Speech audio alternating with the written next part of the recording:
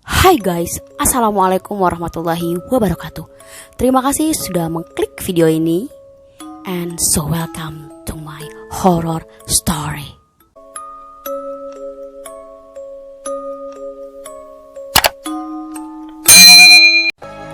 Oke guys, kali ini aku akan menceritakan sebuah kisah misteri, kisah horor dari Simple Man, di mana kisah ini diambil dari kisah nyatanya beliau pada saat waktu SMA.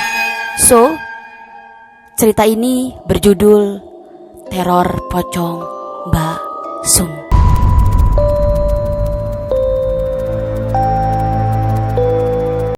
Langsung aja ke ceritanya. Awalnya gue gak yakin mau cerita ini, karena dari sekian banyak pengalaman gue, ini adalah salah satu kejadian yang menurut gue paling seram, membekas, bahkan sampai sekarang. Dan jujur, gue masih rada merinding kalau inget kejadian ini. Jadi, sebelum gue masuk ke ceritanya, gue cuma mau bilang, kalian boleh percaya atau nggak percaya kalau ada yang lain senantiasa hidup bersama kita. Terlepas dari itu, kita harus saling menghormati satu sama lain. Waktu itu, hari mulai petang. Temen gue si Adi tiba-tiba bilang sesuatu yang mengganjil. Bro, lo gak pulang? Ini udah mau maghrib loh. Gue bingung, karena gak biasanya Adi atau teman-teman gue yang lain nyuruh pulang di saat maghrib. Gue perhatiin, teman-teman yang lain pada setuju. Gue memang kalau main biasanya ke desa tetangga, sebuah desa yang terletak di sebelah timur desa gue berada. Waktu itu gue masih SMK, dan jalanan belum diaspal sama sekali. Jadi kalau naik sepeda mesti ngerasain geranjalnya batu kerikil. Desa gue dan desa tetangga satu kecamatan, hanya terpisah oleh sungai kecil dan sebuah pemakaman. Iya, pemakaman. Pemakaman ini khusus untuk desa gue dan desa tetangga. Jadi bisa dibilang ini adalah pemakaman satu-satunya dan untuk bersama. Karena temen gue juga bergegas mau pulang, akhirnya gue ngalah. Gue pun pulang, meski sebenarnya gue masih mau main dan bercengkrama, karena gue jarang sekali ketemu di sela-sela kesibukan gue sekolah. Di sepanjang jalan yang dipenuhi rumah warga, gue baru sadar semua rumah tertutup rapat-rapat. Menurut gue ini aneh. Gak biasanya jam sore seperti ini semua rumah warga sudah ditutup. Bahkan beberapa rumah sudah mematikan lampu terasnya. Gue tetap ngayuh sepeda dan masih memperhatikan rumah-rumah warga. Penerangan di jalan gak terlalu bagus, hanya dari lampu-lampu rumah para warga. Tanpa gue sadari, gue sudah mau keluar desa dan memasuki jembatan yang di bawahnya dialiri sungai. Di sini akhirnya gue ketemu sama seseorang. Dari jauh memang gue melihat siluet seseorang berdiri mau nyebrang jembatan, tapi dia cuma diem. Gue pikir mungkin lagi nungguin gue, karena memang jembatannya sempit dan gak bisa dipakai untuk dua jalur. Semakin gue ngedeket, perasaan gue tiba-tiba gak enak, seolah tiba-tiba ada angin dingin menghampiri gue. Begitu sudah dekat dengan jembatan, gue dapat lihat dengan jelas siapa yang berdiri di sana. Rupanya ia adalah Mbak Sum. Semua orang tahu siapa itu Mbak Sum. Beliau adalah warga desa tetangga tepat gue main sebelumnya. Gak ada pecel yang seenak buatannya Mbak Sum. Itulah kenapa beliau sangat dikenal. Begitu kami pas-pasan, gue menyapa beliau seperti gue menyapa warga sebagai sopan santun, sebagai masyarakat Jawa yang tahu tata krama. Monggo, sapa gue. Tapi Mbak Sum tidak menjawab salam gue. Beliau cuma berdiri, matanya kosong, melihat jalan menuju pemakaman. Gue pikir mungkin beliau tidak dengar salam gue, jadi gue lanjut masuk ke jalur pemakaman. Meski pemakaman, gue udah sering lewat sini, karena emang cuma ini akses jalan menuju desa sebelah. Kecuali mau muter lebih jauh lewat pabrik gula. Anehnya, petang ini gue gak lihat ada orang yang lewat sama sekali. Ini aneh. Seharusnya banyak orang yang lewat sini selain gue, karena akses di sini yang paling deket. Gue berusaha gak mikir macem-macem. Jadi gue masuk ke area pemakaman. Gue juga gak lupa buat ucap salam, karena gue percaya ada kehidupan setelah kematian, menurut apa yang gue percayai. Gemercik rantai sepeda gue denger. Perasaan gue jadi gak enak. Kalau begini, biasanya sepeda gue mau los rantainya. Gue cuma ngebatin dalam hati, jangan di sini please. Nanti aja losnya di rumah warga. Dasar apes. Rantai sepeda gue los beneran. Gue mengumpat keras-keras dalam hati, jancuk. Tapi begitu gue sadar, gue ngumpat di pemakaman, nyali gue langsung ciut. Gue buru-buru benerin rantai sepeda gue. Gue lihat depan belakang, masih belum lihat ada orang lewat. Kalau aja itu bukan sepeda satu-satunya, pasti udah gue tinggalin. Di sela gue benerin sepeda, gue denger suara seperti suara burung. Gue lihat sekeliling, suaranya semakin lama semakin terdengar jelas. Di sini mau gak mau gue akhirnya ngelihat ke area pemakaman. Pemakamannya sendiri terpisah dari jalan utama oleh tembok setinggi dada orang dewasa. Waktu gue berdiri, gue bisa ngelihat rentetan batu nisan dan pohon Kamboja di sampingnya. Tapi ada yang menarik perhatian gue. Seperti di balik salah satu pohon Kamboja ada yang sedang mengintip memperhatikan gue. Gue menyipitkan mata berusaha memperhatikan sebelum seseorang menggeretak bahu gue. Gue berjingkat saking kagetnya. Tapi begitu gue tahu siapa yang menggeretak gue jadi lega.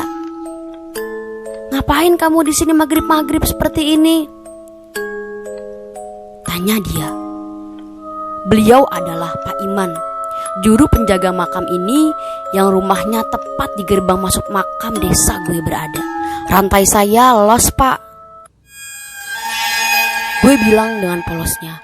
Beliau memperhatikan sekeliling dan mimik wajahnya terlihat panik. Yuwes, ayo sini tak bantuin, jawab beliau. Beliau membantu membenarkan rantai gue. Sementara gue melihat di mana gue tertuju tadi. Gak ada apa-apa, karena yang gue lihat cuma pohon Kamboja tanpa ada siapapun di baliknya.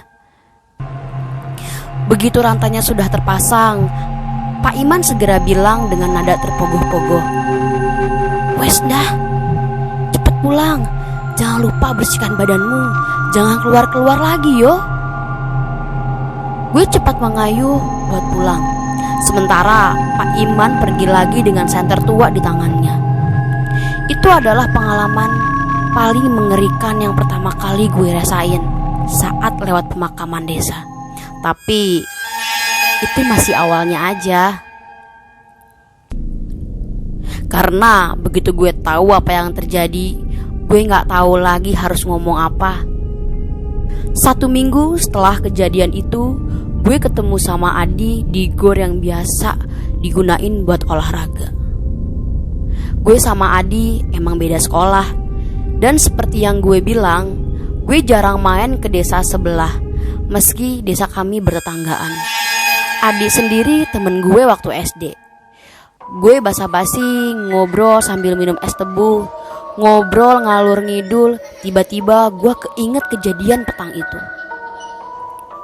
Gue ceritain semuanya, mulai dari rumah warga sampai kejadian di pemakaman yang menurut gue serem.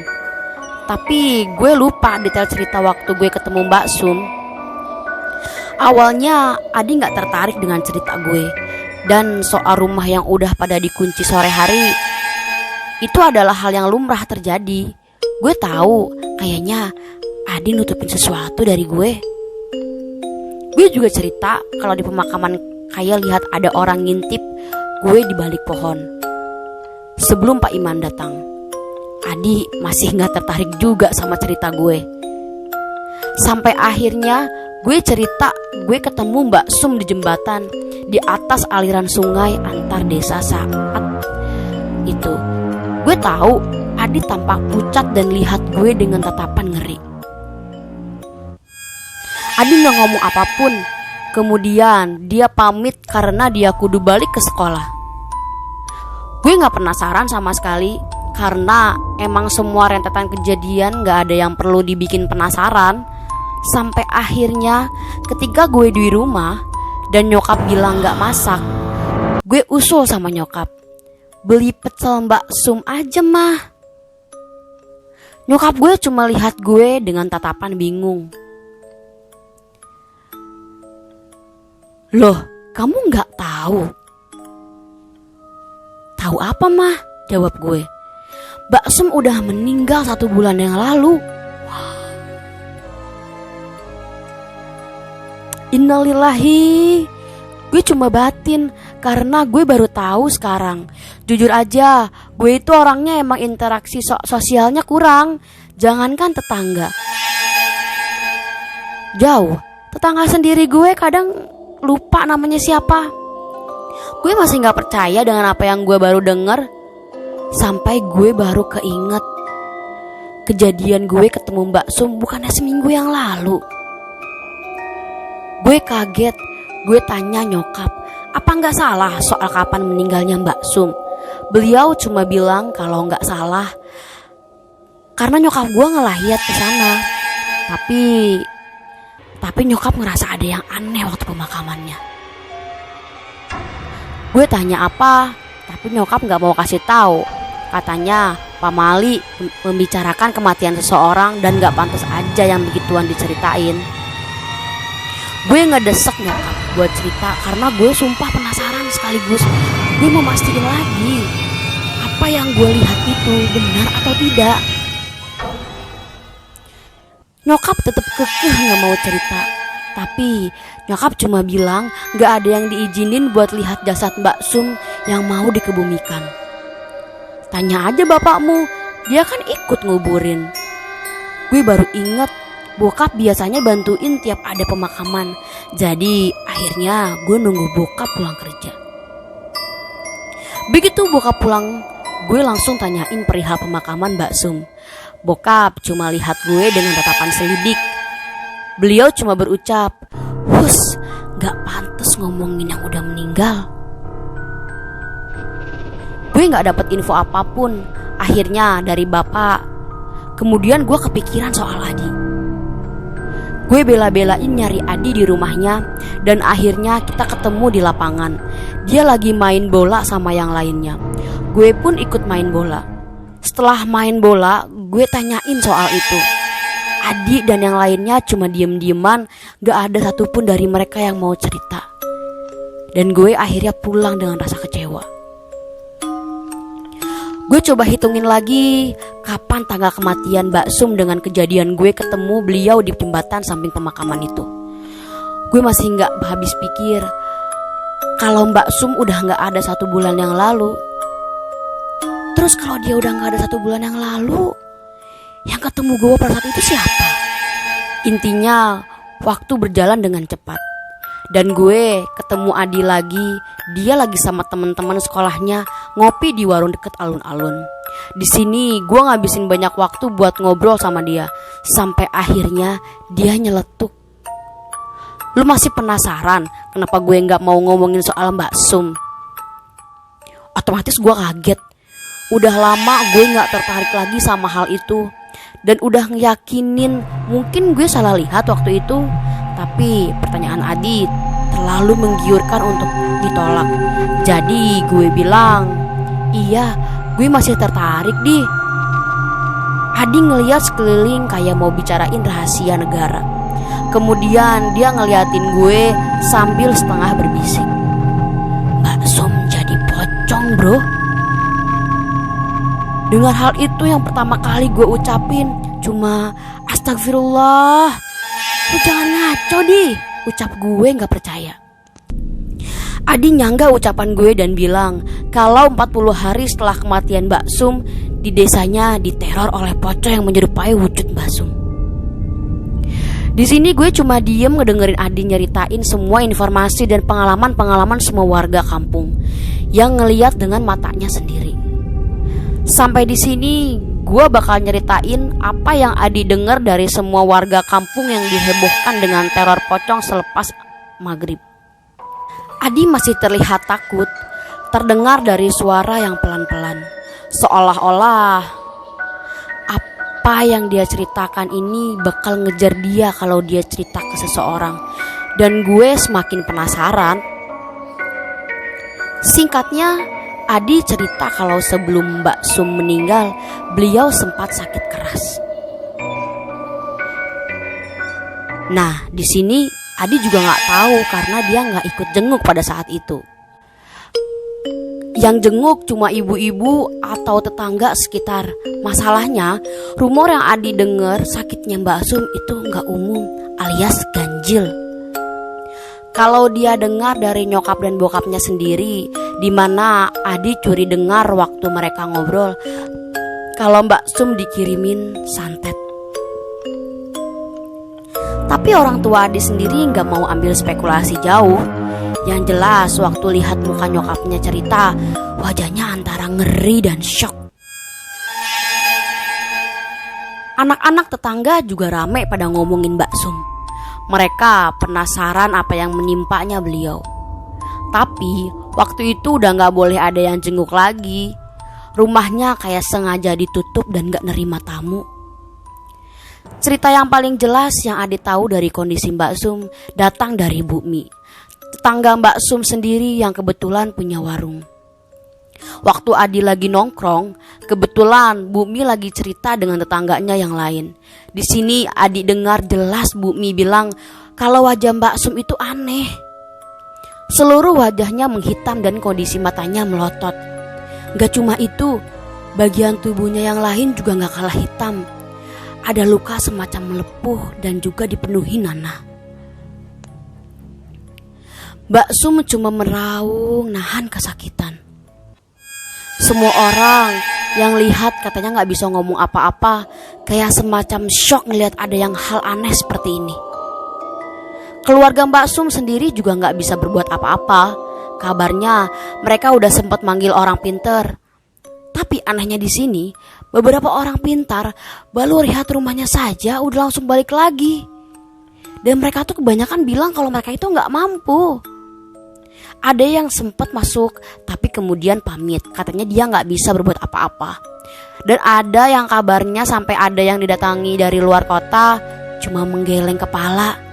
Keluarga akhirnya menyerah dan mulai pasrah.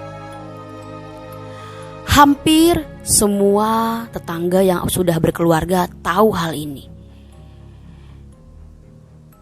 Tapi mereka sepakat gak bongkar rahasia ini, terutama agar orang luar kampung gak tahu.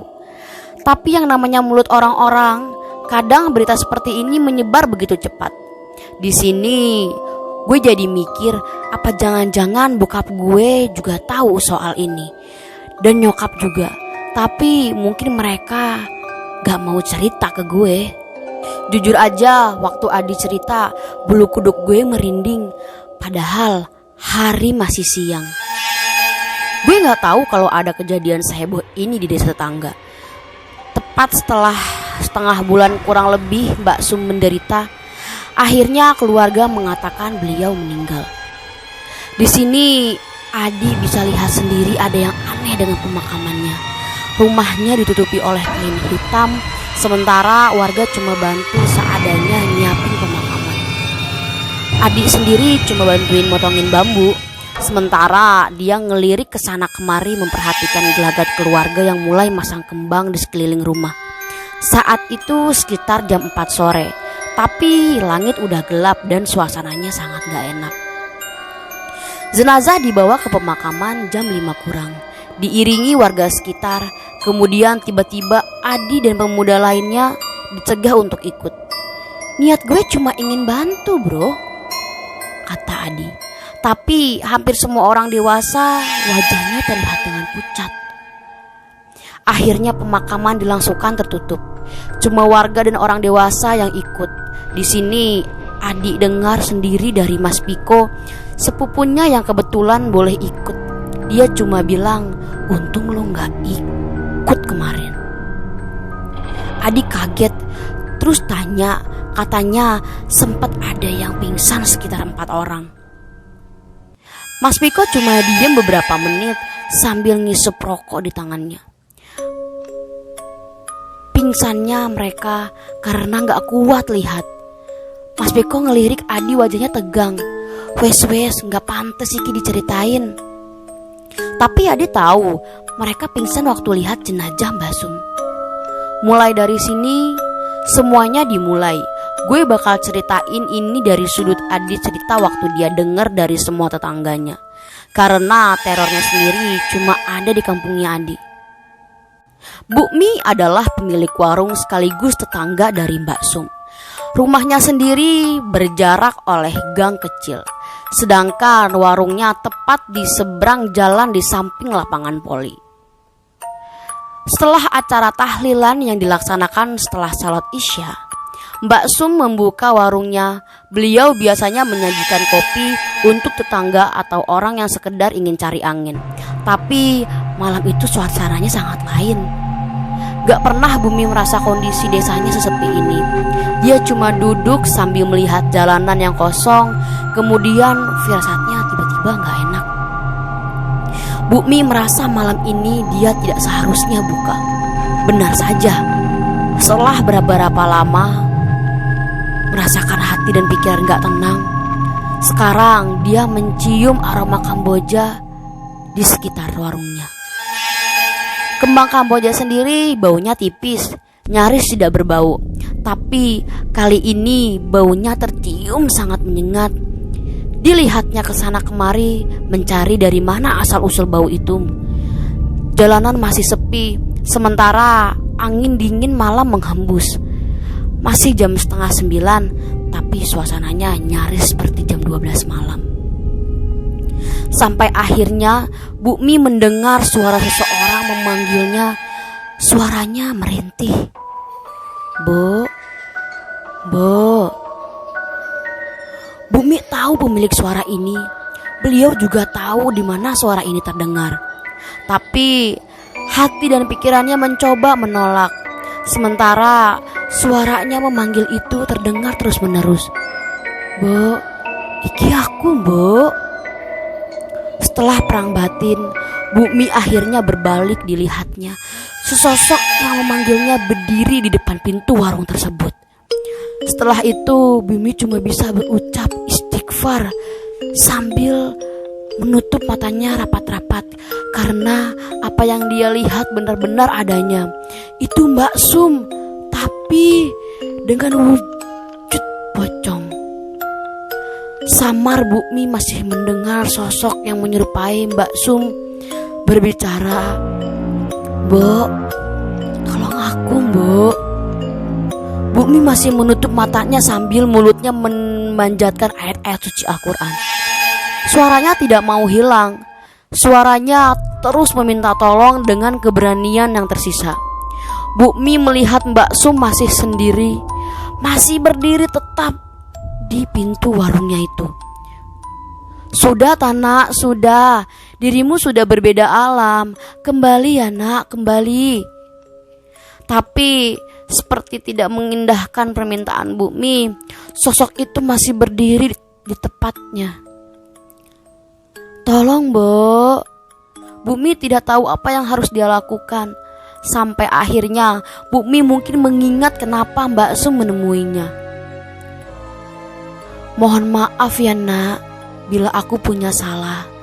Maaf sebesar-besarnya. Mulai sekarang aku juga memaafkanmu.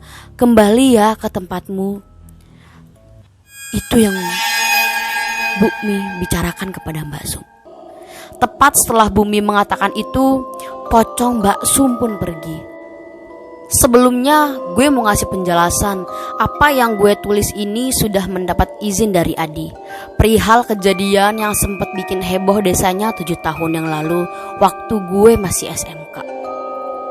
Gue masih ingat waktu itu Adi nyeritain semua karena memang keadaan desanya perihal meninggalnya Mbak Sum bener-bener bikin semua orang gak nyaman, terutama mereka yang ikut menguburkan jenazah beliau. Orang-orang memilih bungkam atas kejadian ini, tapi beberapa masih suka membicarakannya. Mbak Ida adalah tetangga jauh Mbak Sum. Rumahnya beberapa blok dari rumah Mbak Sum. Namun, Mbak Ida memiliki hubungan dekat sama Mbak Sum karena suaminya masih bersaudara dengan suaminya Mbak Sum. Dahulu, waktu Mbak Sum masih sakit, Mbak Ida lah yang merawatnya. Mbak Ida adalah salah satu yang paling tahu betapa aneh penyakit yang menyerang Mbak Sum. Sebenarnya Mbak Ida tidak pernah mau menceritakan apa yang menimpa Mbak Sum. Namun banyak orang yang selalu bertanya kepadanya karena sungkan. Terkadang Mbak Ida menceritakan kondisi Mbak Sum seperti apa. Ketika Mbak Sum meninggal, Mbak Ida pula yang ikut memandikan jenazah beliau. Tapi sebenarnya Mbak Ida tahu dia merasa tidak enak atau mungkin bersalah setiap kali membicarakan keadaan Mbak Sum kepada orang-orang yang menanyainya. Saat itu malam hari dan hujan baru turun. Mbak Ida ada di rumahnya, menghabiskan waktu untuk menonton TV. Suaminya Mas Eko saat itu dapat tugas shift sore di sebuah pabrik kertas. Lokasi rumahnya sendiri berada di samping kebun pisang, cukup jauh dari rumah tetangga. Sekitar jam 11 malam, Mbak Ida masih menonton TV, belum ada keinginan untuk tidur. Sementara hujan masih turun meski hanya sekedar rintik-rintik. Sampai suara ketukan pintu mengalihkan perhatiannya. Tok, tok, tok.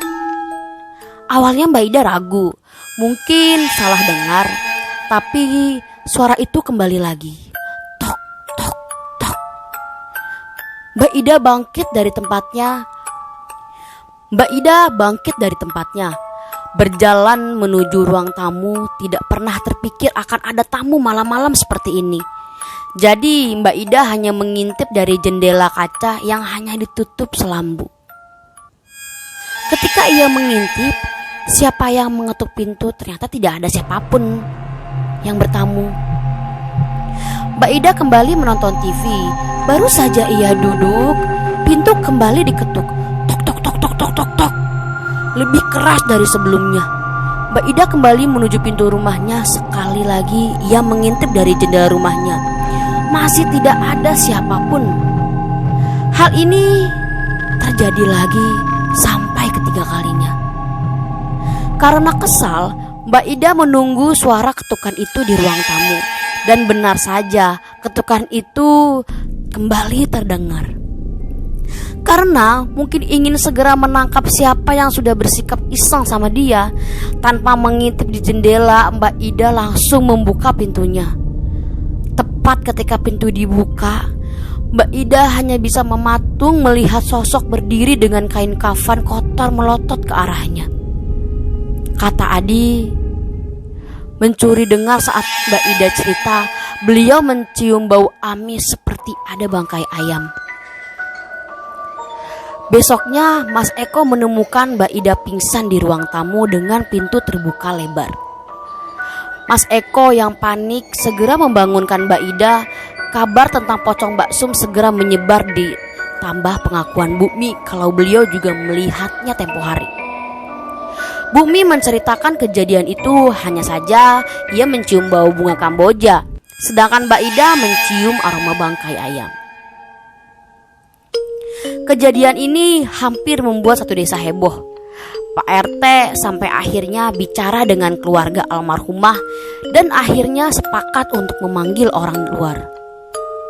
Saat itulah orang yang dimintai tolong menjelaskan bila Mbak Sum meninggal tidak wajar dan biasanya dia ikut dengan penasaran. untuk alasan kenapa Bokmi dan Mbak Ida didatangi oleh beliau, karena mereka membicarakan hal yang seharusnya tidak mereka bicarakan. Saat dimintai jalan keluar, orang pintar itu hanya bilang tunggu sampai 40 hari, maka ia akan pergi dengan sendirinya. Lebih baik diam saja, tidak perlu diumbar atau diceritakan ke siapapun. Orang itu juga memberi nasihat untuk tidak keluar rumah setelah hari sudah gelap. Di sini gue jadi tahu alasan Adi nyuruh gue pulang waktu itu. Gue juga jadi tahu kenapa Adi dan teman-teman gue yang lain gak mau ngomongin hal ini. Karena gue masih penasaran.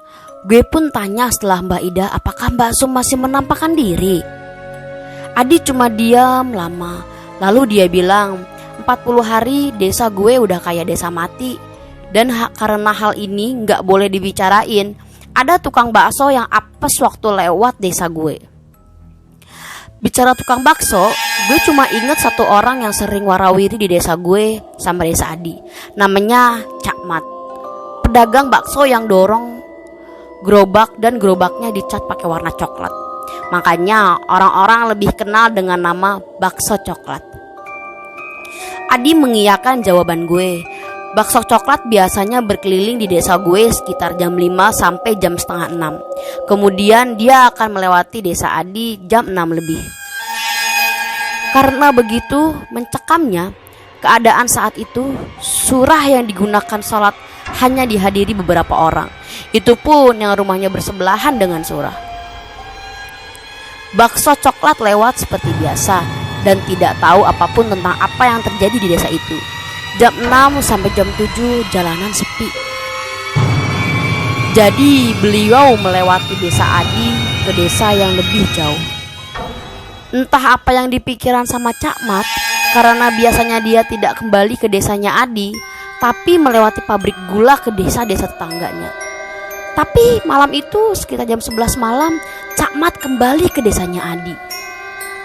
Mungkin beliau penasaran karena gak biasanya desa itu sepi. Sekaligus mungkin ia ingin menjajakan sisa dagangannya, barangkali saja nanti ada yang mau beli. Pucuk dicinta, ulam pun tiba. Seseorang yang memanggil bakso coklat keluar dari rumah yang Cak Mat tahu sebagai rumah penjual pecel itu. Mbak Sum keluar mengenakan daster yang biasa. Waktu itu Cak Mat tidak menaruh curiga sedikit pun. Beliau menerima mangkok yang dibawa Mbak Sum. Basa-basi seperti penjual pada umumnya, namun tidak diindahkan oleh Mbak Sum. Mbak Sum hanya diam saja memperhatikan Cak Mat menjajakan dagangannya di atas mangkok. Yang diingat Cak Mat ketika cerita keesokan harinya adalah ia bertanya, "Mbak, tampaknya kamu sudah sehat ya, Mbak?" Mbak Sum masih diam saja. Cak Mat masih belum curiga. Setelah selesai menjajakan pesanannya, Cak Mat berniat memberikan baksonya ke Mbak Sum.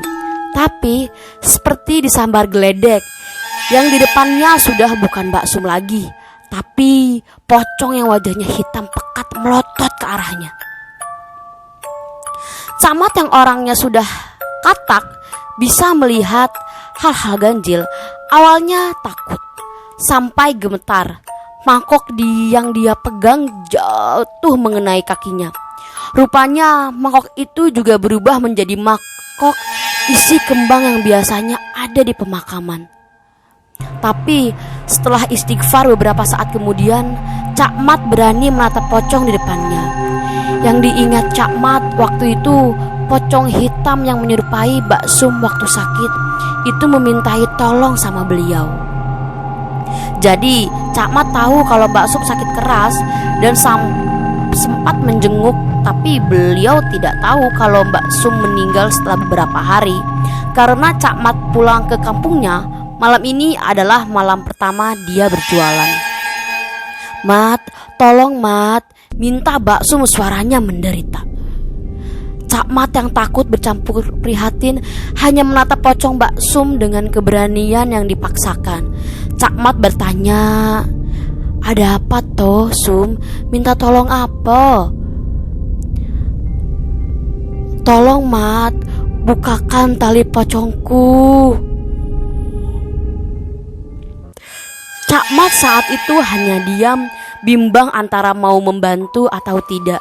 Karena Cak Mat pernah dengar ada yang membuka tali pocong dan berakhir meninggal. Jadi pernah ada kejadian di daerah lain.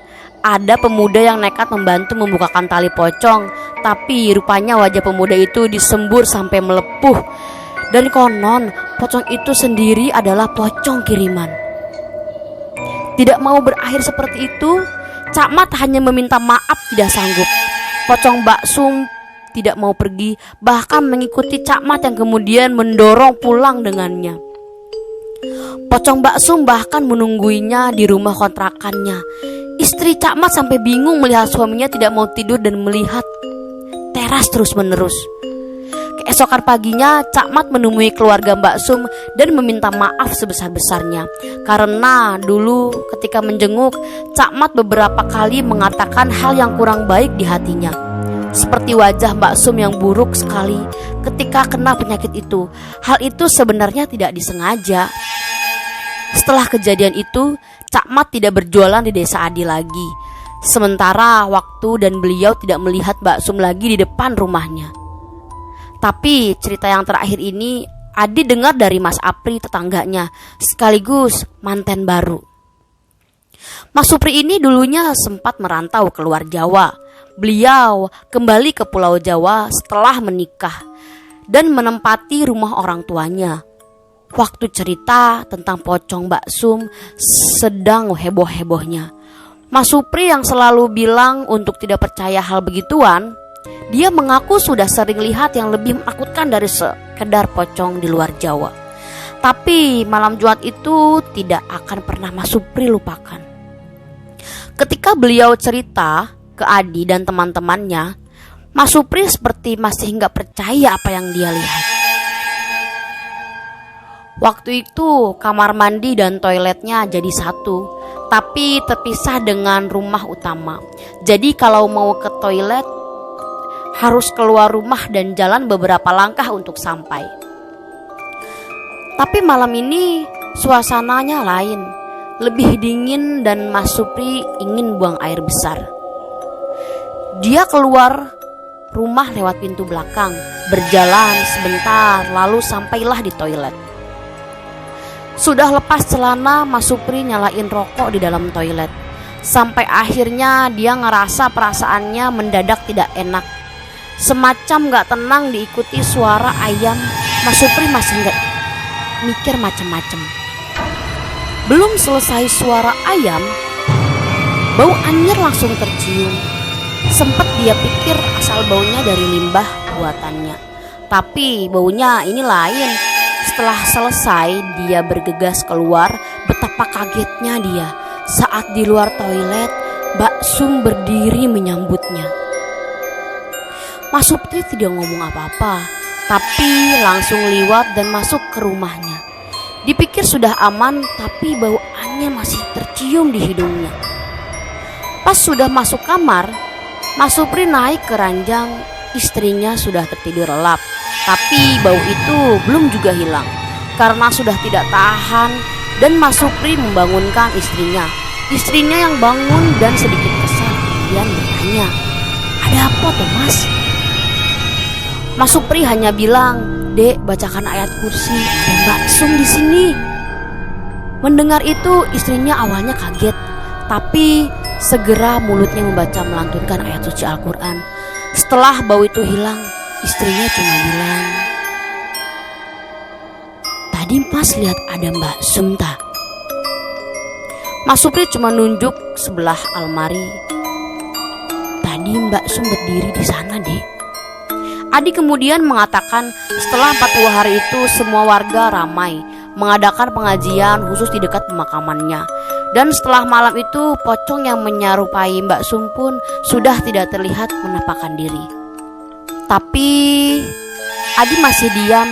Setelah gue paksa bicara, Adi akhirnya mengatakan katanya tempat sempat masih ada yang lihat, tapi cuma di dekat pemakamannya aja.